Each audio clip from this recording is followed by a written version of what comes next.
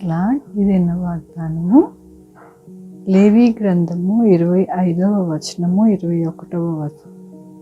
నా దీవెన నీకు కలుగునట్లు ఆజ్ఞాపించదను. ఎంత గొప్ప వాగ్దానాన్ని దేవుడు మనకి అనుగ్రహిస్తూ ఉన్నారండి.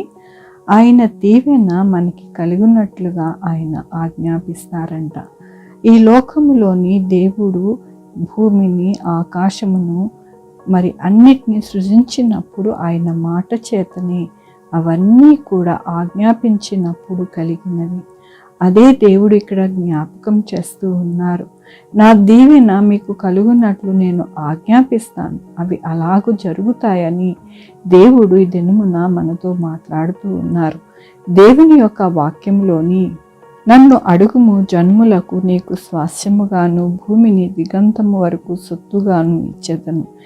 దేవుడు ఆజ్ఞాపించుచుండగా మనము ఏది అడిగితే అది మనకి దేవుడు అనుగ్రహిస్తారు అని దేవుడు సెలవిస్తూ ఉన్నారు.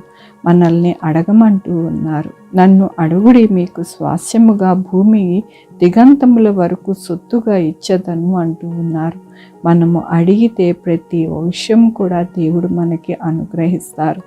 ఎందుకు అంటే ఆయన మనకి అన్ని విషయాలలో అనగా ఆయన దీవెన ప్రతి విషయంలో కూడా మనకి కలుగులాగున ఆయన ఆజ్ఞాపిస్తానన్నారు. కాబట్టి మనము అడిగి మన యొక్క జీవితాలలో మన బిడ్డల భవిష్యత్తులో అన్నిట్లో కూడా పొందుకోవాలని దేవుడు ఆశపడుతూ ఉన్నారు. అందుకని దినమున వాగ్దానం మనకి అనుగ్రహిస్తూ ఉన్నారు. ఆయన ఆజ్ఞాపించినప్పుడు మన యొక్క జీవితాలలో ఏ కొరత, ఏ ఇబ్బంది, ఏ యొక్క బాధ ఏదీ లేకోకుండా అవన్నీ కూడా చక్కపరచబడి మంచిగా మనము జీవిస్తామని దేవుడి దినమున ఆయన వాక్యంతో బలపరుస్తున్నందుకు దేవునికి వందనాలు చెల్లిస్తూ ఉన్నాను.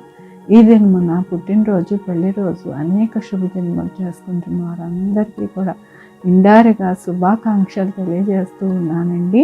మీ జీవితంలో దేవుని యొక్క ఆశీర్వాదము, ఆయన బహుమానము, ఆయన దీవెన మీకు కలుగునుగాక ప్రార్థించుకున్నామండి. యెహోవా దేవా, నా తండ్రి, నా ప్రభువా, మీ కృపాకనికరాన్ని బట్టి నీకు వందనాలు, స్తోత్రం చెల్లించుకుంటున్నాను. అవును నాయన, ఎల్లప్పుడూ కూడా మీరు ఆజ్ఞాపించగా మా యొక్క జీవితాలలో ప్రతిదీ కూడా జరుగును నా ప్రభు.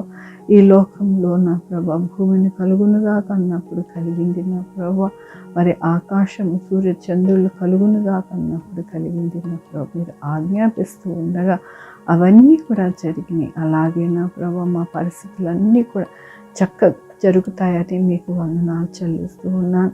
నేను మొన్న పుట్టినరోజు, పెళ్లి రోజు, అనేక శుభదినములు చేసుకుంటున్న వారందరినీ దీవించి ఆశీర్వదించండి ప్రభు. మా కొరకు ప్రార్థించమన్న వారిని వారి యొక్క బిడ్డల భవిష్యత్తుని, వారి ఆరోగ్యములు, వారి చేయ పనులు, ఇంకా ఏది కావాలనుకుంటున్నారు వారి ఉద్యోగంలో నైనా అన్ని విషయాలలో మీరు సహాయం చేయండి. Sugar, BP, thyroid, heart problem, kidney problem, AIDS, cancer, నరాల బలహీనత, పారాలసిస్, గ్యాస్ట్రిక్ ట్రబుల్, ప్రతివిధమైన అనారోగ్యాన్ని తీసి స్వస్థపరిచి అని నేను అన్నారు నా ప్రభు. నీకు అన్నారు బిడ్డలేని వారు బిడ్డలు తెచ్చండి, బిడ్డలకి సుఖమైన కాన్పు తెచ్చేసి తల్లి బిడ్డ క్షేమం ఉండడానికి సహాయం చేయండి. ప్రతి విషయంలో మీరు తోడుగా ఉండి నడిపించమని కోరుకుంటున్నాను.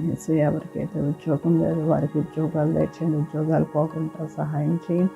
ఎవరైతే ఆర్థికంగా ఇబ్బంది పడుతున్నారో వారికి మీరు సహాయం చేయండి, మీరు ఆజ్ఞాపించండి, సహాయం చేయండి.